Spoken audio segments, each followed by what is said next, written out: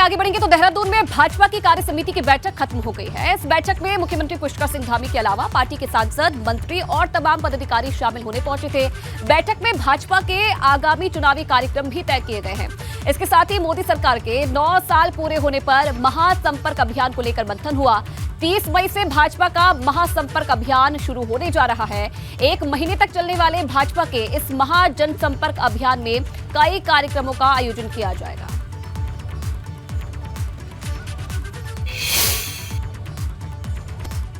केंद्र सरकार के 10वें वर्ष में प्रवेश का जो तिथि है 30 मई से लेकर 30 जून तक के कार्यक्रम, जो जनसंपर्क के कार्यक्रम है, प्रदेश के ऐसे वरिष्ठतम नागरिकों से संपर्क के कार्यक्रम है और विकास की योजनाएं घर घर तक पहुंचे। हमारी केंद्र सरकार की प्रदेश सरकार विकास योजना हो, उसके लिए कार्य योजना हमने तैयार की है। उसका व्यापक स्वरूप इस बैठक में तय हुआ है और मैं कह सकता हूं कि आगामी दिनों के अंदर पूरा माह, जिसमें हम लोग वरिष्ठ कार्यकर्ताओं से भेंट का विषय हो और लाभार्थियों के सम्मेलन का विषय हो, युवाओं के द्वारा युवाओं संपर्क का विषय हो, महिलाओं के बहने को जो विभिन्न क्षेत्रों में काम करने आशा बहनें, आंगनबाड़ी बहनें, ऐसे उन सब के बीच में जाकर हम केंद्र और प्रदेश सरकार को बताने। आम सुविधाएं थी, उन सुविधाओं से जो लोग दूर थे, जिनको आवश्यकता थी, ये सारे के सारे काम पिछले 9 सालों में हर वर्ग के लिए केंद्र की सरकार ने आदरणीय प्रधानमंत्री नरेंद्र मोदी जी के नेतृत्व में शुरू किया है। वो सारे के सारे काम आज जन जन तक पहुंचकर जन जन की खुशहाली, देश की खुशहाली का कारण बन रहे हैं, प्रदेश की खुशहाली का कारण बन रहे हैं। 1 से लेकर 20 तक तो जनसभाएं होंगे, हर स्तर पे होगी, व्यापारियों की, दाएं बाएं बुद्धिजीवियों की होगी। 20 से लेकर 30 तक का डोर टू डोर संपर्क होगा, जिसमें हम विधायक का किए हुए कार्य, सांसद द्वारा किए गए कार्य, राज्य सरकार किए गए कार्य, लोकसभा द्वारा किए गए सभी कार्यों को जनता के बीच में लेके आए। ऋषिकेश में राफ्टिंग के दौरान कुछ सैलानियों के बीच मारपीट होने लगी। सैलानी नदी के बीच में राफ्ट पर सवार थे और इसी दौरान कहासुनी हुई और पर्यटक एक दूसरे पर चप्पू से वार करने लगे।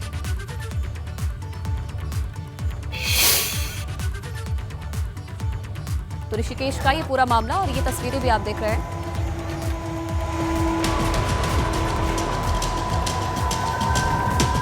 नदी के बीच राफ्ट पर हाथापाई हो रही है।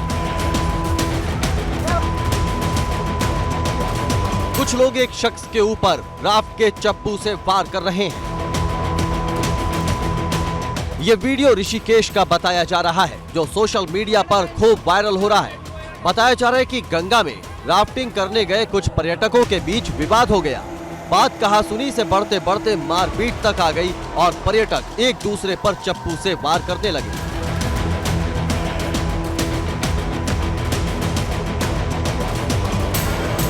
बताया जा रहा है कि एक राफ्ट में सवार होकर कुछ पर्यटक शिवपुरी से राफ्टिंग करते हुए आ रहे थे। इसी बीच पीछे से आ रही राफ्ट में सवार पर्यटकों से उनकी किसी बात को लेकर कहासुनी हो गई। फिर क्या था, ये एक दूसरे पर चप्पू चलाने लगे।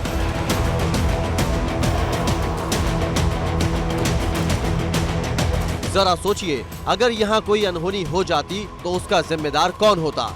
हालांकि ये मामला पुलिस के संज्ञान में नहीं है, न ही एबीपी गंगा इस वायरल वीडियो की पुष्टि करता है। एबीपी गंगा के लिए ऋषिकेश से प्रमोद नौटियाल की रिपोर्ट।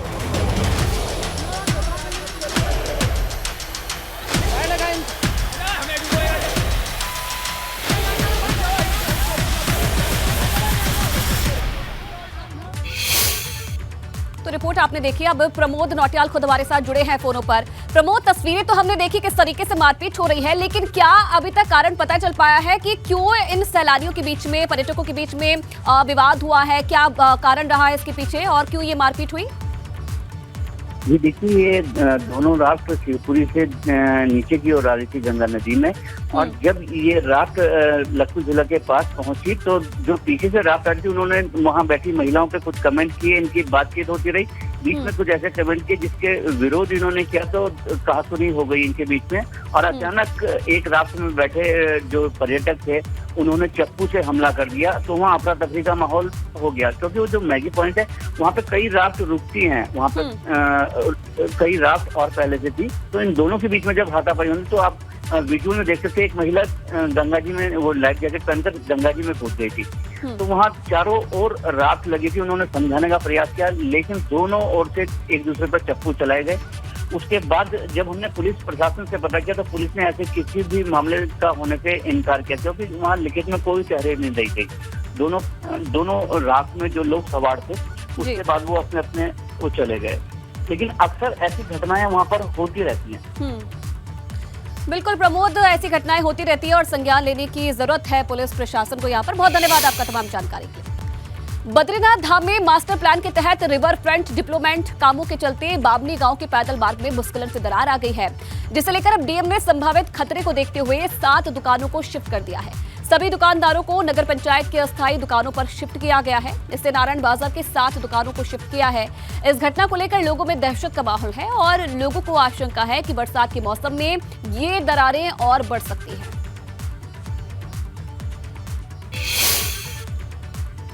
उधर जोशीमठ में भारत चीन सीमा पर पुल क्षतिग्रस्त होने से सीमावर्ती गांवों में आवाजाही ठप है और ऐसे में सीमावर्ती इलाकों से प्रवास पर जाने वाले भोटिया जनजाति के लोग परेशान हैं। साथ ही इससे सेना और आईटीबीपी को बॉर्डर में जाने के लिए दिक्कतें हो रही है। मलारी नीति मोटर मार्ग पर पुल टूटने से नदी पर आवाजाही लायक वैकल्पिक मार्ग बनाया गया था, मगर नदी के जलस्तर बढ़ने से अब वहां से वाहन नहीं निकल पा रहे हैं।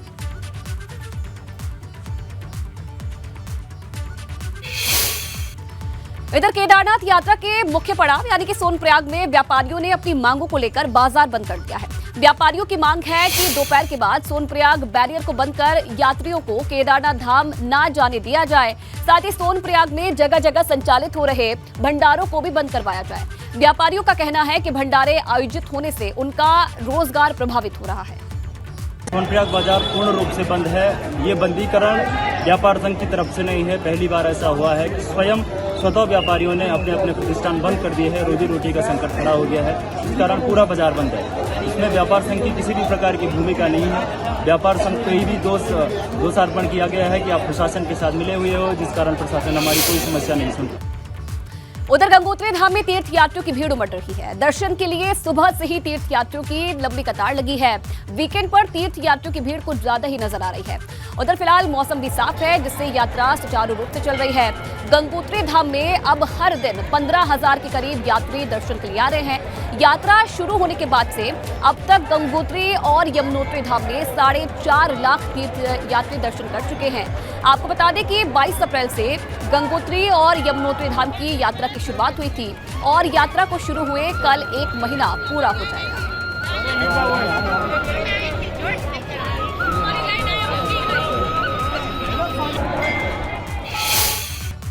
इधर शनिवार से हेमकुंड साहिब की यात्रा भी शुरू हो गई है। हेमकुंड साहिब के कपाट खुलने के साथ ही लोकपाल लक्ष्मण मंदिर के कपाट भी खोल दिए गए हैं।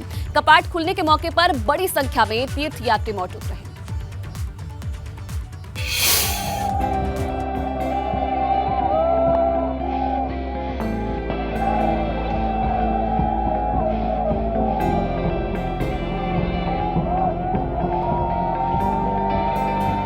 हेमकुंड पहुंचने वाले तीर्थ यात्रियों के लिए ये लम्हा बेहद खास है।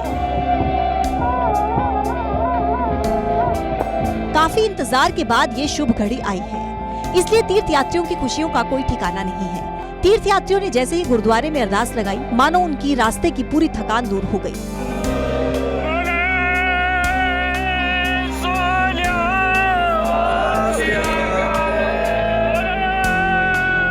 यात्रा मार्ग पर जमी बर्फ के कारण फिलहाल 60 साल से ज्यादा उम्र के श्रद्धालुओं और बच्चों को यात्रा पर आने की इजाजत नहीं है।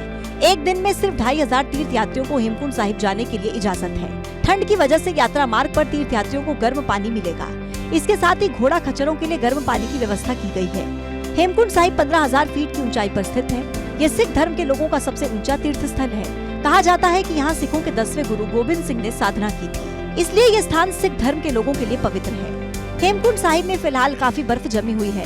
पैदल मार्ग पर भी काफी बर्फ जमी हुई है, इसलिए ये बर्फ काट कर आवाजाही लायक रास्ता तैयार किया गया है। जाहिर है जब तक ये पूरी बर्फ नहीं पिघलती, तीर्थ यात्रियों को आवाजाही में दिक्कत हो सकती है।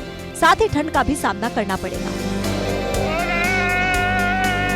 एबीपी गंगा के लिए जोशीमठ से रंजीत रावत की रिपोर्ट।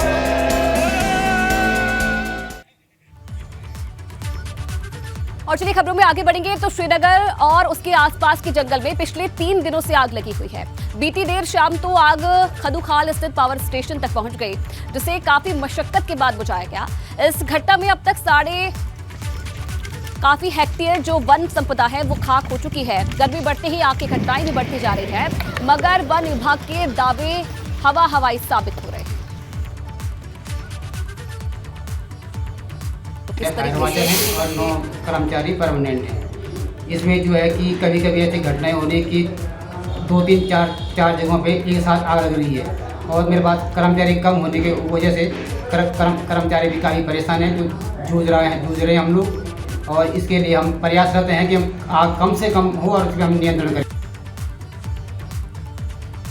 और चलिए आगे बढ़ेंगे तो हरिद्वार के पथरी इलाके में पुलिस और बदमाशों की मुठभेड़ हुई है। बीती रात पुलिस से बदमाशों का सामना हुआ और बताया जा रहा है कि पुलिस को सूचना मिली थी कि कुछ गौ तस्कर पथरी इलाके में नजर आए हैं। सूचना के बाद पुलिस मौके पर पहुंची, मगर बदमाश पुलिस पर फायरिंग कर भागने लगे। इधर जवाबी कार्रवाई में जब्बार नाम के एक बदमाश को पुलिस की गोली लग गई, जिसके बाद पुलिस ने उसे गिरफ्तार कर लिया।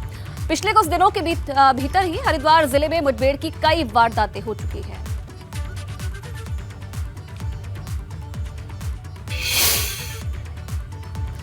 तो पिछले कुछ दिनों में हरिद्वार जिले में पुलिस और बदमाशों की 4 बार मुठभेड़ हो चुकी है। 14 मई को देर रात गौ तस्कर बदमाश और पुलिस के बीच में बहादुराबाद थाना क्षेत्र में मुठभेड़ हुई, जिसमें एक गौ तस्कर को गोली लगी थी, जिसे पुलिस ने गिरफ्तार कर लिया, जबकि 2 गौ तस्कर फरार हो गए। इसके बाद 16 मई को रुड़की के भगवानपुर इलाके में पुलिस और बदमाशों की मुठभेड़ हुई, जिसमें 2 बदमाशों की गिरफ्तारी हुई है, जबकि 3 बदमाश मौके से फरार हो गए। उधर हरिद्वार में ही 18 मई को हिल बाईपास पर बाइक सवार 2 बदमाशों से पुलिस की मुठभेड़ हुई, जिसमें 2 बदमाशों की गिरफ्तारी हुई। ये दोनों चेन स्नैचर बताए जा रहे हैं। इस तरह पिछले हफ्ते भर के भीतर ही मुठभेड़ की 4 घटनाएं सामने आई हैं।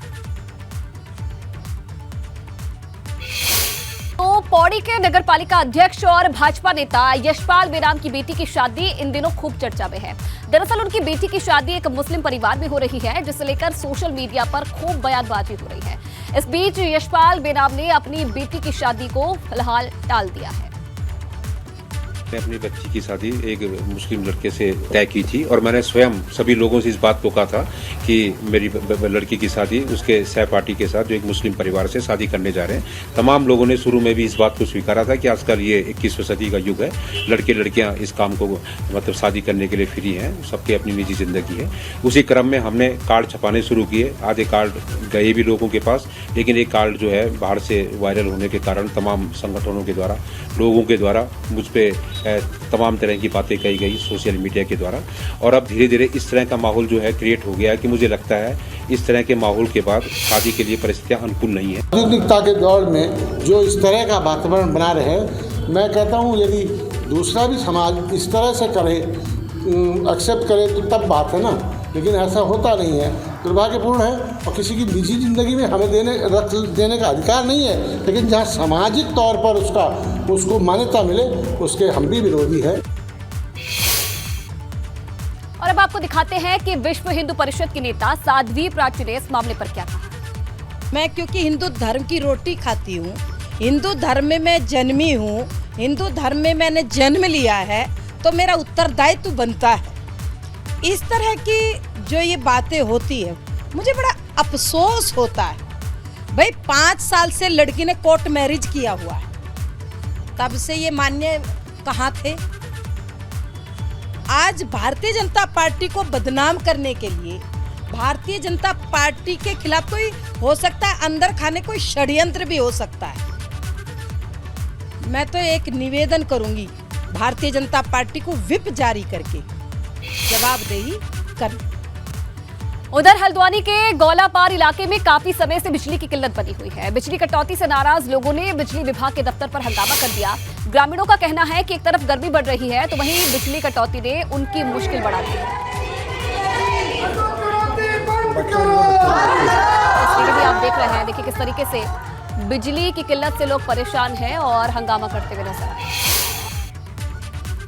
उत्तराखंड में इन दिनों वन भूमि पर बने धार्मिक स्थलों को तोड़ा जा रहा है और इसी कड़ी में खटीमा में भी कार्रवाई चल रही है। कार्रवाई से नाराज लोगों ने एसडीएम का घेराव किया। लोगों का कहना है कि उनके पास इस बात के सबूत हैं कि जिस जगह मजार बनी है वो जमीन सरकारी नहीं है।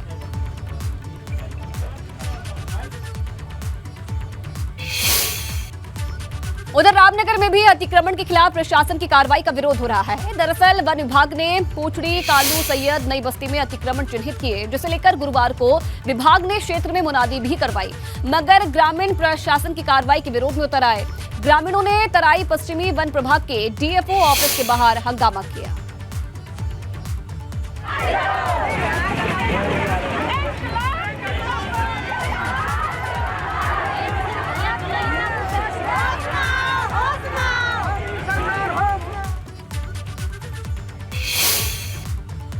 वहीं कैबिनेट मंत्री सतपाल महाराज रुड़की के दौरे पर पहुंचे। इस दौरान सतपाल महाराज कई योजनाओं का उन्होंने लोकार्पण और शिलान्यास भी करेंगे। इसके साथ ही सतपाल महाराज ने जनता दरबार भी लगाया, जिसमें उन्होंने लोगों की समस्याओं को भी सुना।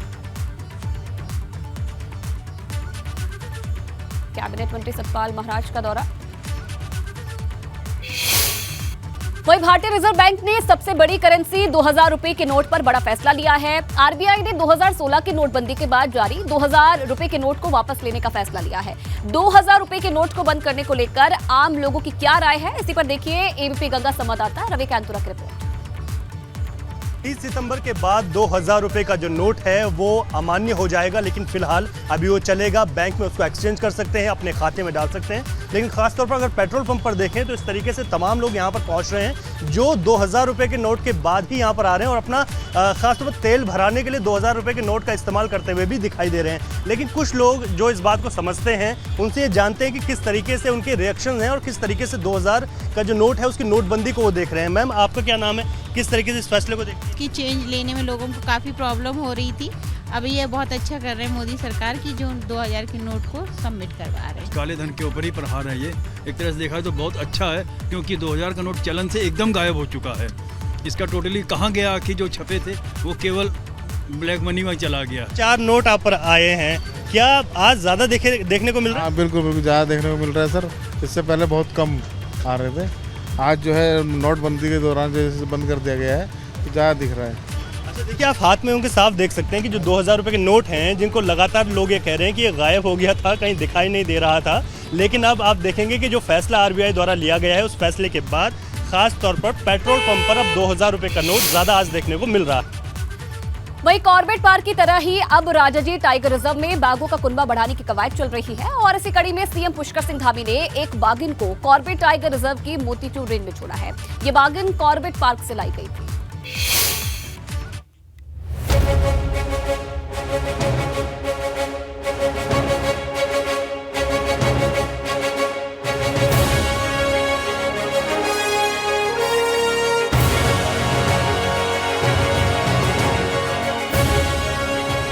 राजाजी टाइगर रिजर्व में बाघों का कुनबा बढ़ाने की कवायद चल रही है। मुख्यमंत्री पुष्कर सिंह धामी ने कॉर्बेट से लाई गई एक बाघिन को राजाजी टाइगर रिजर्व की मोतीचूर वन रेंज के जंगल में रिलीज कर दिया।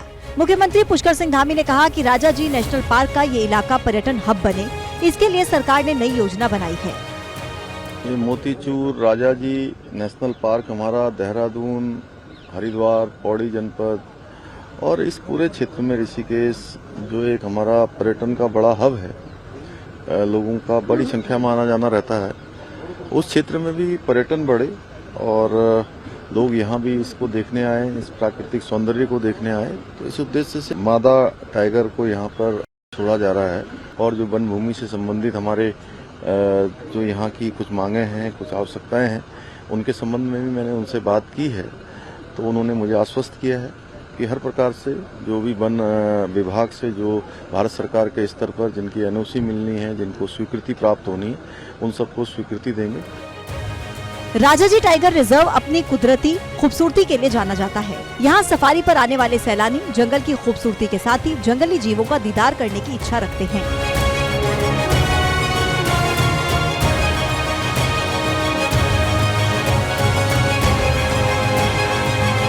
टाइगर रिजर्व में अभी हाथी, गुलदार, हिरन जैसे वन्य जीव हैं, मगर अब यहाँ बाघों की भी संख्या बढ़ाने की कोशिश हो रही है। कॉर्बेट से लाई गई बाघिन को रेडियो कॉलर लगाया गया है ताकि जंगल में उसकी मूवमेंट पर नजर रखी जा सके। राजाजी पार्क के दक्षिण पश्चिम हिस्से में बाघों की संख्या बढ़ाने के लिए बीते कई सालों से कोशिशें चल रही हैं। इसके लिए जिम कॉर्बेट टाइगर रिजर्व से राजाजी पार्क के इस हिस्से में बाघिन और बाघिनों को शिफ्ट किया जा रहा है। इससे पहले एक बाघ और बाघिन को यहाँ शिफ्ट किया जा चुका है। एबीपी गंगा के लिए हरिद्वार से रोहित सिखौला के साथ ऋषिकेश से प्रमोद नौटियाल की रिपोर्ट।